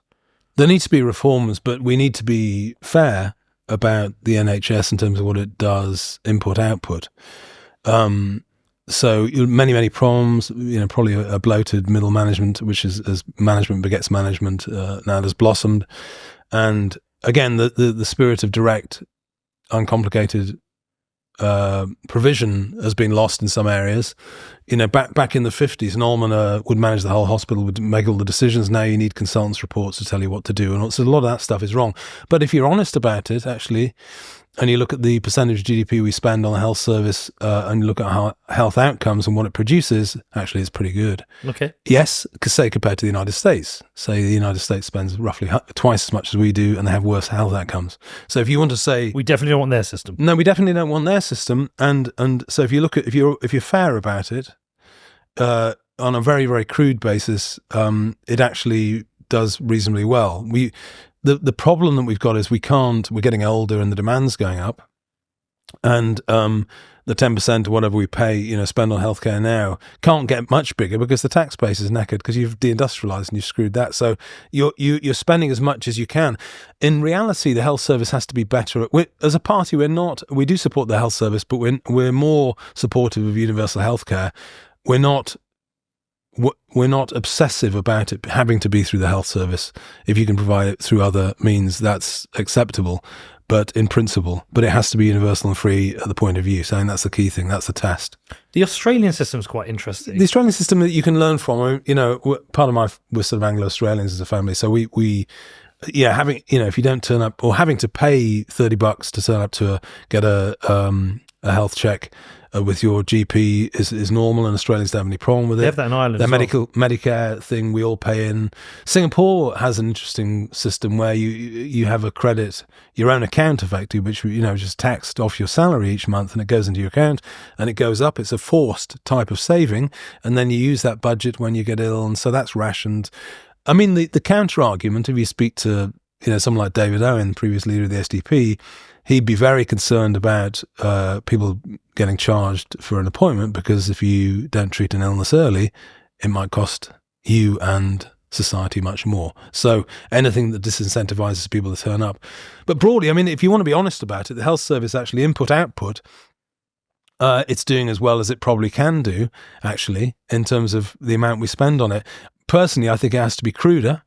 I think I get into trouble about saying this sometimes, but it has to be more Cuban. We should start over-producing doctors. Mm-hmm. One of the first things we should do. That's the only Cuban policy I'll agree with. The only one. No, I don't even agree. I mean, I'm not wanting a Cuban No, I know what you're saying. What I'm talking about is if you're seriously ill, if you've broken your arm or you're seriously ill, you've got cancer or something, it will treat you. But a lot of the other stuff, lifestyle stuff and other stuff, it won't do. It just doesn't. It's not set up to do that. And so the line between what it can do and it does do should be sharper. And honestly, Pete, it's gonna have to be sharper because the resources aren't there anyway. And that'll be very tough for the medics and NICE to work out what they do. But that's just on the maths. They're gonna have to go there. But the first things is to get the basics right, which is the first thing I would do is get a sensible labour market training plan and train enough people for your own service and stop nicking other people's medics. In any case, it's not a good idea. If you look at the medical negligence against foreign doctors, it runs at about twice the rate for the ones we train here. So it's probably not in our interest to do that anyway. But just start doing that, and stop blaming other people. I mean, Hunt, when he was Chancellor, was complaining. He's complaining about a lack of doctors and nurses. Well, he was in charge. It takes about 6 years to produce them. So if you've got to stop this short-termism. I mean, you can get a better health service, but it's got to be a more focused one and do some of the basics right. Well, I think you made a very good ethical point, which I hadn't really considered, that if we are taking our doctors and nurses from it's wicked. African countries, actually wicked. Yeah, it is. There's a ethical reason to decadent. It's really bad. It comes from a place of privilege. It's awful. Yeah. It should be, that practice should be banned. I mean, the hospital I worked, the last one I worked in Ghana up at Asafo, the head of the hospital died of malaria when we were there. Every single lunchtime we had a meeting with the doctors. People were literally dying all the time. It's absolutely acute, the need there. And to think that you can be so lazy that you can't be bothered to train your own staff and I'll just have one of theirs. Outrageous. It really gets me upset. But then again, if I say it's not a good idea to import all these people saying you're some sort of far right person, for thinking you want do the basics, train your own people. Can we go back to economics? Because you said this is one of your areas you're strongest on. This is one of the areas I'm most interested in, but I'm not an economist. I have broad distrust of Keynesian ideas. I don't agree with. They're largely misrepresented there. Okay. Yeah. Well, look, an expansion of the money supply, to me, at the rate of which MNT has been run over the last decade or two, I think we've seen the consequences of that. I'm totally against MMT. Yeah, great. It's just ludicrous stupidity. But I do worry about the infinite money printer the government has access to. I think there's a misalignment between government cycles and economic cycles, in that governments can print as much money as they want, serve their term, they kick the can down the road. The debt now is 2.8 trillion, is it, Connor? We're over 100% debt to GDP. Yeah, over. Yeah, and it's growing. And growing. Yeah. Rachel Reeves is increasing the debt. I don't. She's doing it really spectacularly. She's doing it by increasing spending and smashing the tax base through doom and gloom. So honestly, they are so bad. I mean, I'd have to say on this Labour, just knocking growth off. You know, it's just totally stupid. I mean, she's really. I mean, I was hoping that she might be not too bad, but she's utterly dreadful. Yeah, it's pretty much the worst thing you can do as a new government is to quell optimism. And they've done it, and that'll cost her. You know, it's because it's the denominator. The growth is the other side of your debt metric. Yeah. You know, just on Keynes. Good thing he's sitting down because Keynes must be about the most misrepresented economist. I mean, he never if you actually bother to read the general theory, he approved of government debt being balanced across the cycle. And I constantly bring this up with people that say, we just have a Keynesian approach and spend money. He never said that. He didn't say that. What he said was that an economy at large isn't like a household, and that it makes sense in the dip to keep things going through demand management. And you know, you can have an argument about that, but that is a different thing to saying we're going to just have debt, we're going to have debt increasing every single time. He never said that. Didn't say that. But don't we, like I'm a big fan of Ray Dalio's work, where he explains economic cycles, and we need corrections. And haven't we just got to a place where the governments aren't allowing for economic corrections? They don't want economic corrections because they're bad for votes. And therefore what they're really doing is they're pushing the correction further and further away, so it becomes more catastrophic correction, like we had in 2008, like it feels like it's coming at some point in the future. There's something in what you say. I think there's a lot in that, and they did that after the GFC. Right. So we can't. We have money. We create the cost of credit to zero, just to keep these zombies alive and keep asset prices pumped up. When really it is true that if you had a deeper correction, the Keynesian argument against that is that what would you have lost? What capital would you have lost? Literally, what productive capacity would you have lost? And you're not getting back. But I'd slightly defend him in terms of his a lot of particularly liberal left politicians tend to pick and choose, and they never read him anyway. So they just want to say, well, I just think I would be repeating things people. No, but always remember that he was an advocate of balanced budgets across the cycle. That's when you've got that, then you might forgive him for some other thing. But the problem is the incentives within government. It's like, okay, at this time, we can increase the debt because we're in a dip. We want to protect the economy. Yeah. But it feels we've got to a point where, there's so many other things that government want to spend money on, mostly which is either protecting jobs within government or winning votes, that they can access the infinite money printer. Yeah. And I just feel like I think the financial abyss we're heading towards that people don't fully realize is, multiple. Totally agree with you, things, totally agree with you. Low birth rates, aging population, stagnant growth, lack of incentive. I mean, Labour Party are disincentivizing building businesses. I'm a businessman. Honestly, at the moment, I'm like, what is the point? What is the point? I've got enough money. Yeah. I could retire if I wanted to. I know it sounds a bit arrogant. You could be one of these. You could be one of these 4.5 million. Well, no, I mean, I choose not to. I run a football club and I do this podcast, but I create other small businesses.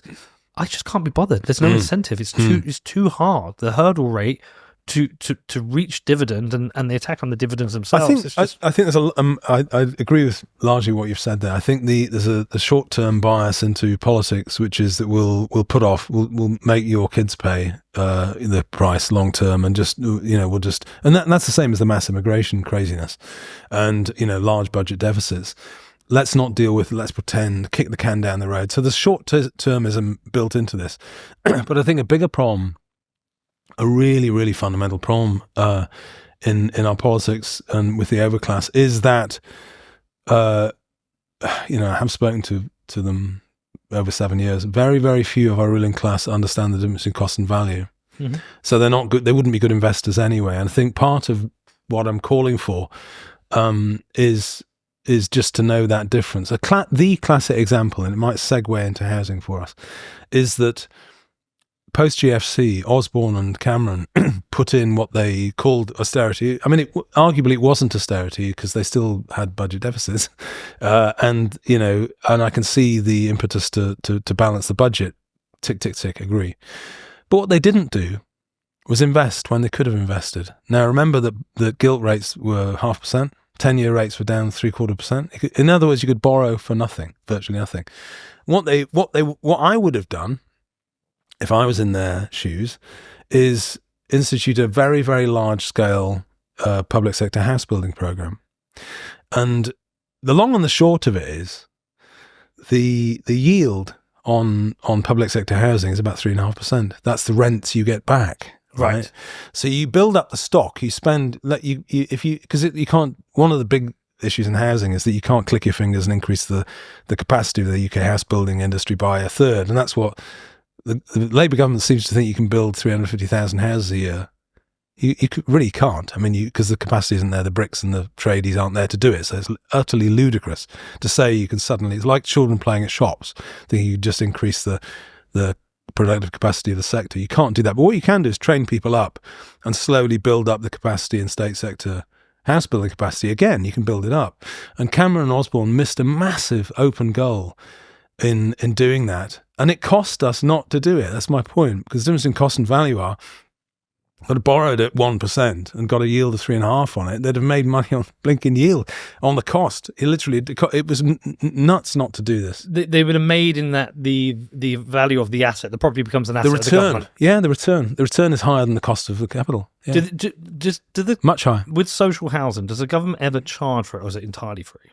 No, you get your rent. Yeah, you get a social rent, which is about 60% of a normal rent. Okay. That's really the social element of it. It has two functions. It's one, to give young people and families an affordable house. Because the reason your nurse, by the way, in the food bank couldn't pay for her food wasn't the food. It was the cost of a house. Of course, yeah. And energy. And energy. But that's, so I love table analogies. If this is a household budget, about that might be food, 15% usually, something like that. But 20-30% could be a house, and another 15% for energy. So it's the reason we have massively expensive housing is just a supply and demand issue. It's basic economics. You can't be bothered. You've smashed the sector. The state sector used to outbuild the public sector. George Galloway would be on my side on this entirely. What they've done is, 1970 was the last year that the public sector outbuilt the private sector. There's about 180,000 houses it built, and the private sector built about 175,000.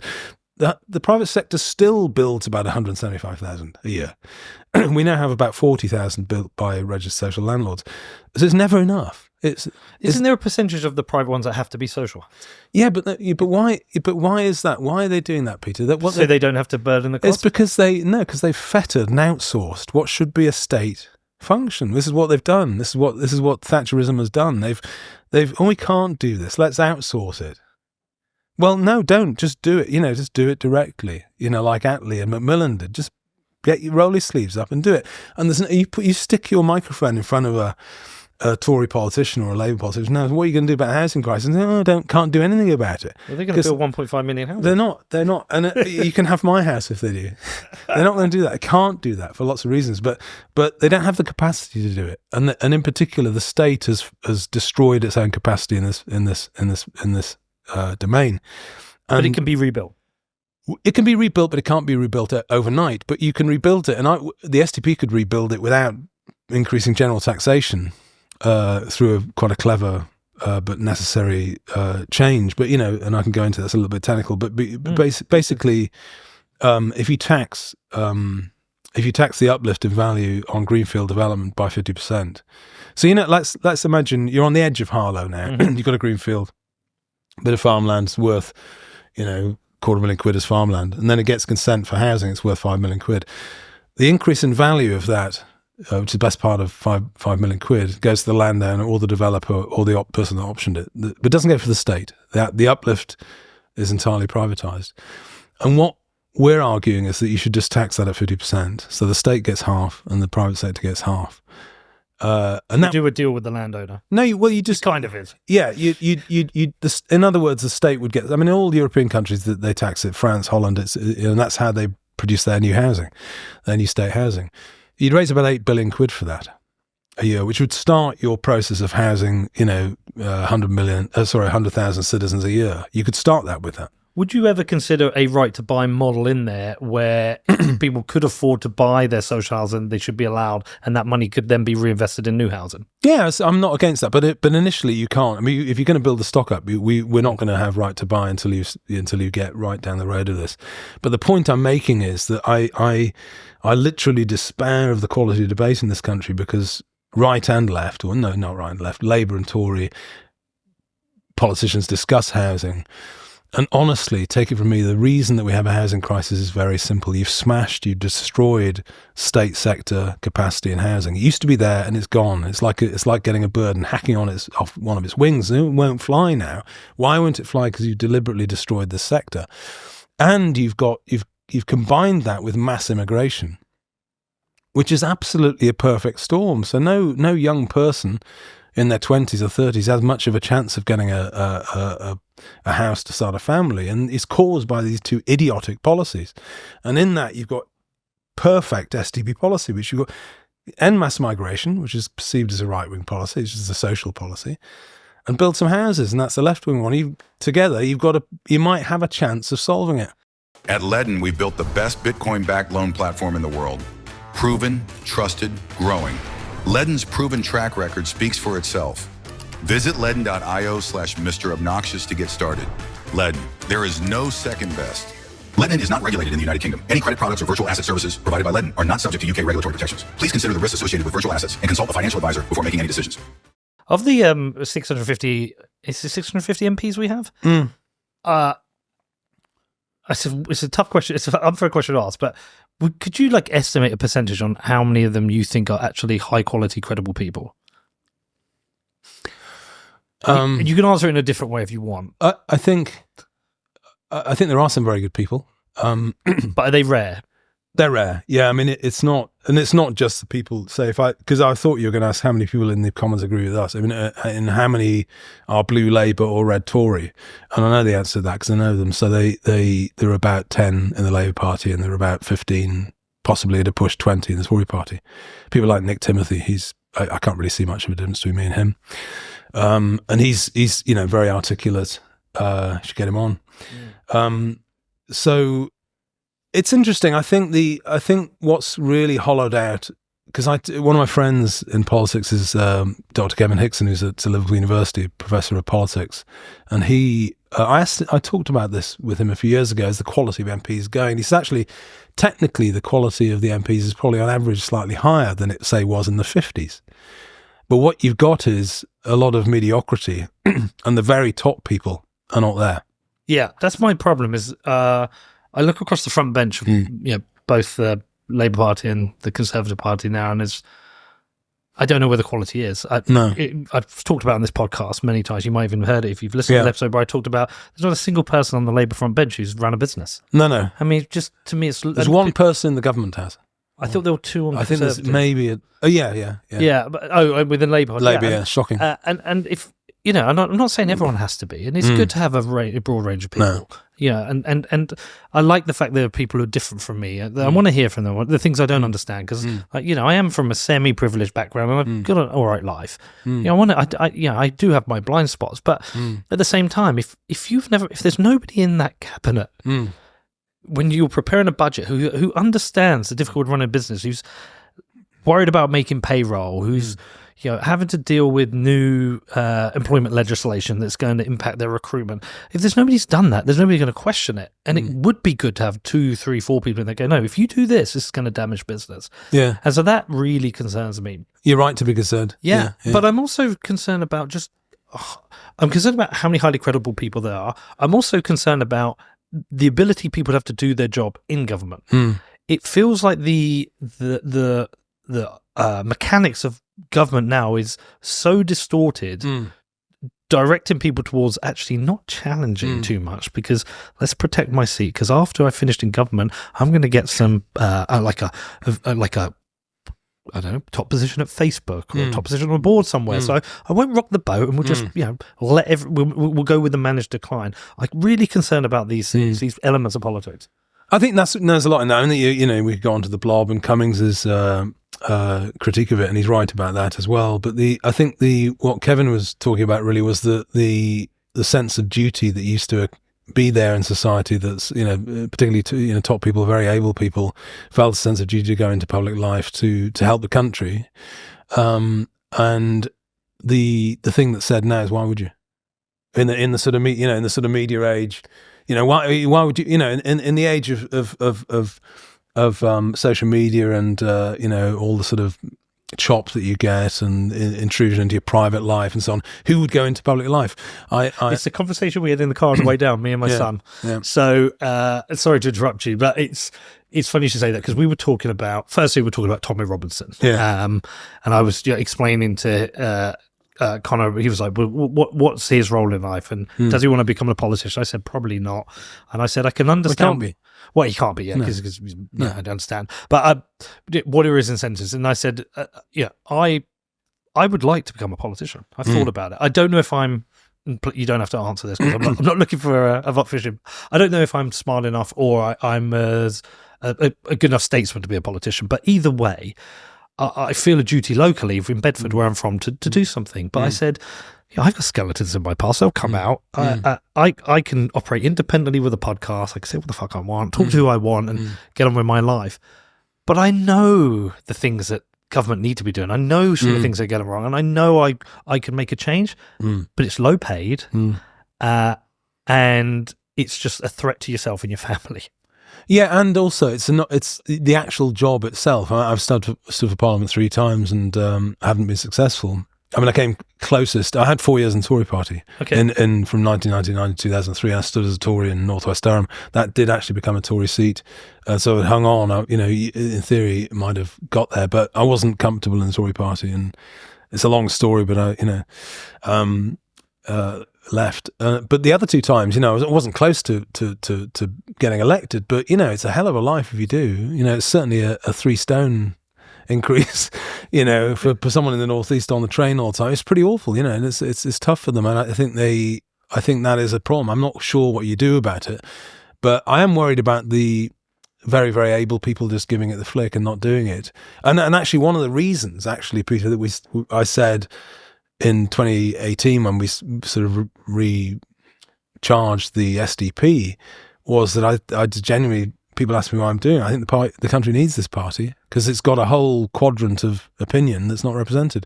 Most British people agree with the SDP on most things. They just don't know we're here. That's the problem. So there's a need for the party. My life would have been easier had I not bothered to do this. But what do? You just sit there. There were plenty of. There was too many think tanks when we set up, because we'd produced that little thing, which is a little bit of political philosophy, really. People thought, it's a new think tank. No, it's not. It's a vehicle for representing ordinary people. It's a chance for people to go into the polling booth and they look at the ballot paper and they don't think, what do we do? No, there's something for them then. You're giving people a chance to vote for something they actually believe in. And that's why we're doing it. You don't need another think tank. Should we pay politicians a lot more, but make them a lot more accountable? Would that work? I mean, we talked about Singapore. The Singapore model is to pay. What was it? Let's pay them enough to not be corrupt.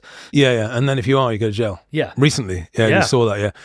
Yeah, there is an argument for that. I think the expenses scandal that we had sort of 10 years ago was a product of the system not being honest with itself, because they were given expenses and other things that were like as a proxy salary increase. And we do a lot of that sort of thing. It's not very honest. We'd be better to pay people better. But actually, maybe there should be fewer. I mean, maybe there should be 650 is still quite a lot. And maybe if you had fewer but better politicians with better teams. I mean, US senators, for instance, have a decent office. decent staff, might be able to do their jobs. And they're good in the stock market. Yes, I bet they are. I think I've run the calculation based on the salaries we pay MPs. The total budget, the salary budget, is 56 million. And I know there's staff costs and office costs as such. But when you're managing a 1 trillion budget, I would have thought that 56 million, either to less people, like you say, or to better people, I've got no issue having a Chancellor of the Exchequer who's on £1 million a year, who understands economics. Yeah, that's a fair point. And actually, but that applies to the whole of the public sector. I mean, we had a policy of recent years, which is that no one in any local authority is going to be paid more than the Prime Minister.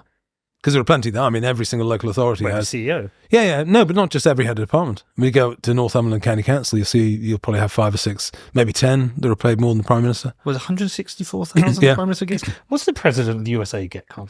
Is it $1 million or something? I mean, I find it interesting that you also still get people who come in, like Rupert Lowe doesn't take his salary because he doesn't need it. And I think that's what we kind of want to attract. He's done brilliantly. Yeah. I can't think of, and I did message him and congratulated him. For a new MP, I think he was a parliamentarian in Brussels, wasn't he, previously? But for a new MP to make an impact and to basically hold the government to account single-handedly, it's been quite an incredible thing. And it is disinterested because he doesn't need it. Yeah, $400,000 a year for the President of the USA. There you go. They usually doesn't need. Singapore, I think 900,000 for the Prime Minister, but it's 500,000 for an MP in Singapore, right? Yeah. I mean, it ranges, but I know. I went to the school I went to. I went to one of the private schools in Bedford, Bevermont, and very lucky. My dad worked his butt off to put me through there. There's good people there. A lot of good people I went to school with. They went to university. Nobody was talking about politics because they wanted to go in the private sector because they wanted to become millionaires or around $250,000 a year. I think what. Yeah, and we saw the political people at university who were part of the student politics. I think if you were offering £500,000 a year, that's an incentive to go, hold on, do I want to work in the private sector or do I want to go work in the government? But remember, the job opportunities are limited. I mean, you can want to be a politician, but there are a lot of staffers and hangers-on and spads and things, but and there are a lot of people hanging around SW1, but there aren't that many job opportunities. I mean, you run a football club. I did 9 years as a football coach, and we had a few kids that were signed on to Newcastle United and Sunderland and Carlisle and things, and the parents got very excited. We had one lad that was at Newcastle United as a goalkeeper, in the youth team there for 4 years. A very good keeper. And but I always used to quell the enthusiasm of the parents because just on the numbers, I said, just ask yourself what's the job opportunities for your cohort every year to be a Premiership goalkeeper. It's tiny. I mean, it's just tiny, particularly keepers because they last 22 years or 25 years. So they, in reality, very, very few people are going to make it. So I don't know. I think MPs should be paid well. I don't think the public know how bad a life it is. I think the MPs, it's a real tough life on their families and on their system, physical system as well. And I'm not sure you'd put it another way. I'm not sure that people are going into it for money anyway. I'm not sure they are. No, maybe not, but maybe they would. The better people would if the incentives. But I don't think that's where the problem is. I think it's a problem right at the top, Peter. I think which is the very, very top people. I think it wouldn't matter so much. I mean, a total government might have 185 people with PPSs and the whole thing, whatever, they're governing the country, and the civil servants are governing the country anyway, really. But I don't. It's say if you wanted to, because it's a bit like the SDP. People say, oh, you should join the Reform or the Tories and work within. Well, working within doesn't get anywhere because unless you're literally unless you're the top 5 people in Labour or the Tories, you don't have any influence. You're really not. I mean, it's just those 3 or 4 people, probably. Unless you're one of those, you're not going to do it. But my argument is that who are those 3 or 4 people? Who are the very top people in politics? And I think the acid test is, get this up. This will be great. Get the photo of Mrs. Thatcher's first cabinet up. Get it up there. And look at the quality in that cabinet. And I would argue, I've made the point several times, I have differences with them about politics, but I would argue that of that cabinet, 10 or 12 could have been prime ministers. That's what the quality is. And if you look at the quality of people that have headed up the Tory party recently, and even, there you go, So I mean, I won't know. you won't know I them, might but know some of the names. So if you you've got said them. Whitelaw. If you zoom in, you've got you've got Whitelaw, Pryor, Carrington, Geoffrey Howe, Keith Joseph. And you've got Heseltine there. I know Heseltine. Yeah, I mean that is honestly, you got Peter Walker at the end there. You could have certainly 5 or 6 of those could have been prime minister. They were prime minister material. Francis Pym, but that's changed. You compare that to the cabinet we have now, totally different. Yeah, let me ask you that. So that'd be an interesting question. So, in the Labour cabinet, is there anyone within that cabinet you're like, oh no, I like them, I respect them, they would be a good prime minister? No, I don't think so. No, I can't think. No. Anyone in the Conservative? I think there are Tory MPs that I have contacts with and a lot of respect for, like Danny Kruger. I think is very good. Miriam Cates was a very good Tory MP, but she lost her seat. I think of the new lot, Nick Timothy, as I mentioned, is very, very good. There's a core of them that are pretty good, and there are some good old-fashioned backbenchers in the Tory party that are, Desmond Swayne and people that are very good.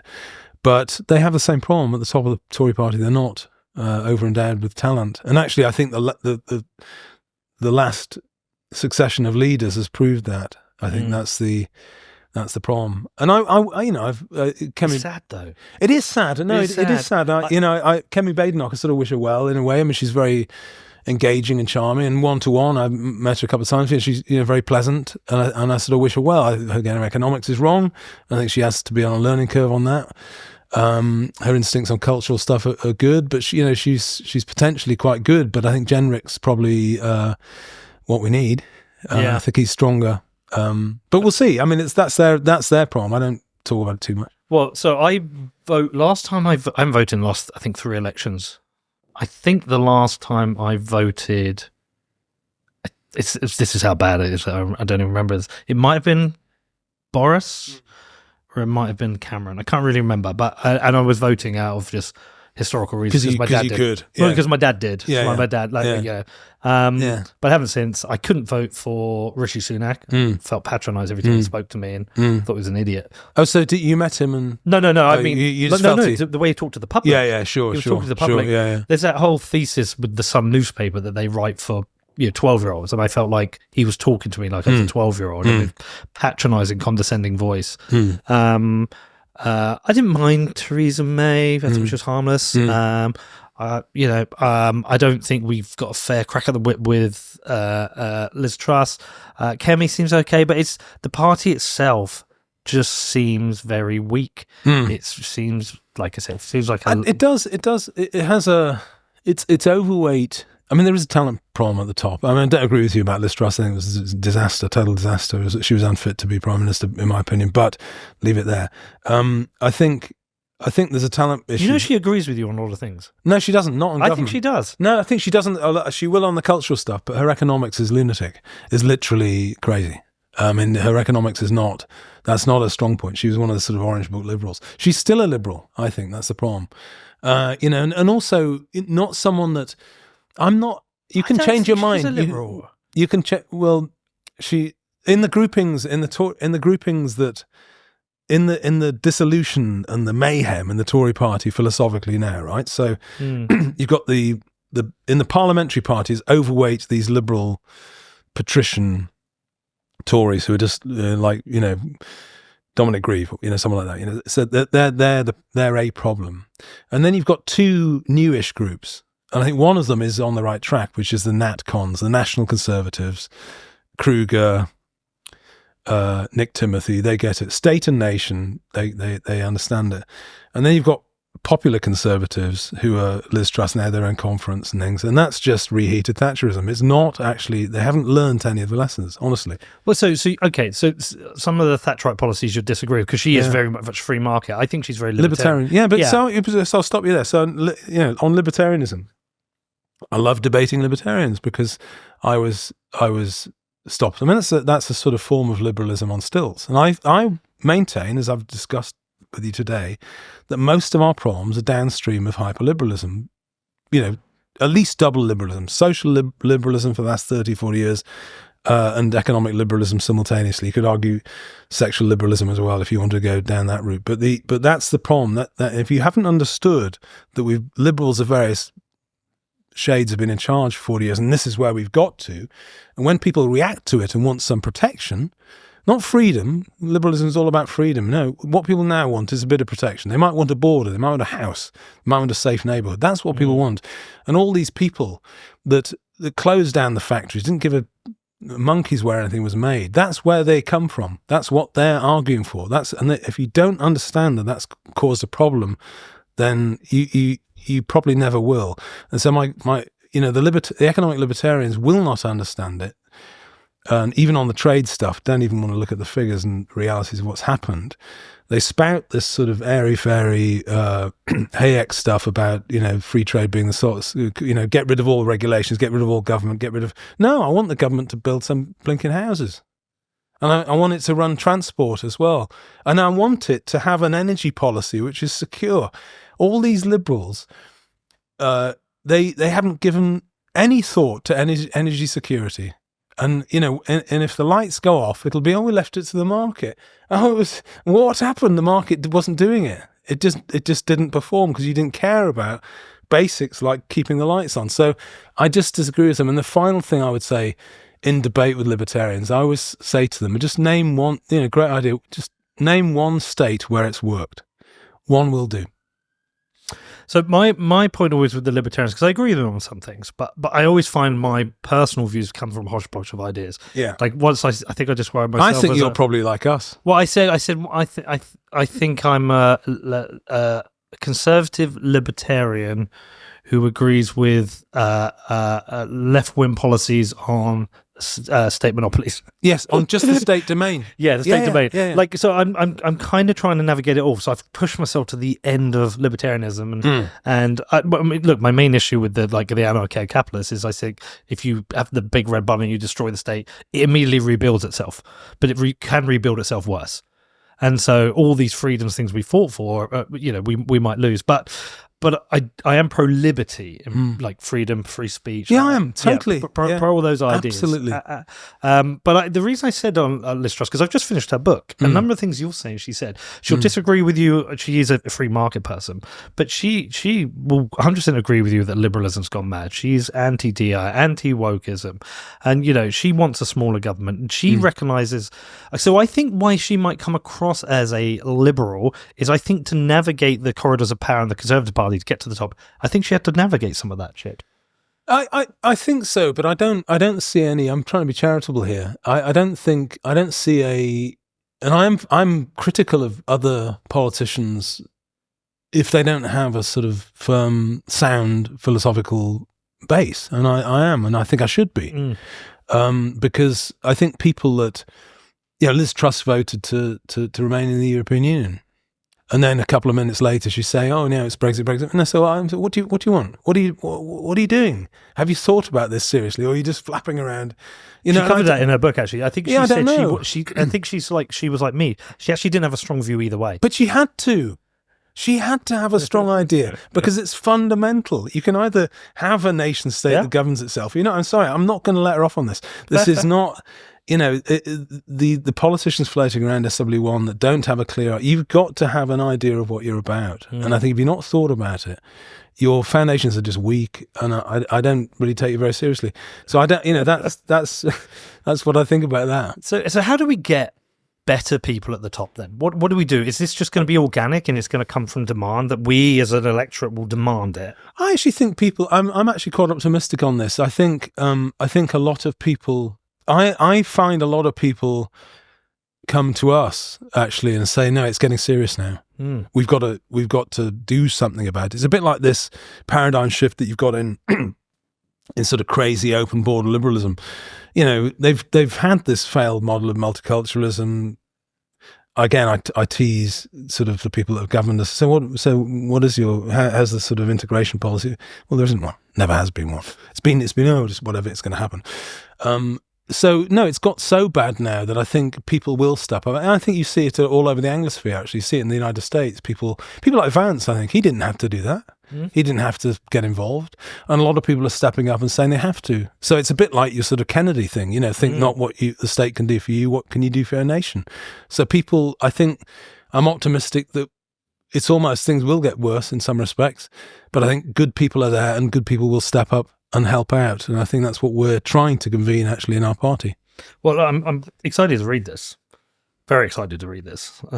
And I'm going to have to revisit a lot of my own honestly, models. It's been a pleasure to ideas. I've spent the last 7 years basically in the US covering Bitcoin, which, by the way, that's something you should look at. But studying Bitcoin and economics and understanding what's been happening in the US political realm, coming back and trying to understand back what's happening domestically has been difficult. I'm very new to this, and I've met so many good people, and I had my opinions shifted quite a bit.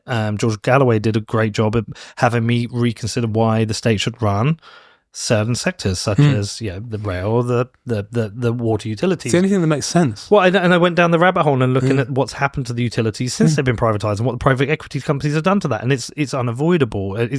Again, and one of my challenges with the libertarians when I've discussed them with them is thinking of what happened with the likes of DuPont in the USA and Enron.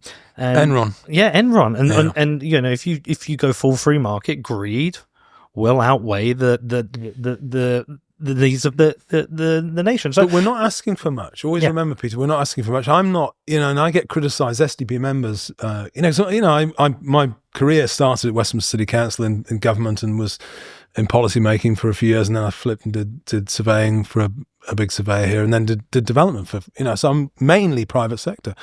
But I always say we're not asking for very much. People say you go on about what the state should do because that's what government should do, but you don't talk about in the social market, which is our model, the market, which is the market is more efficient at producing everything.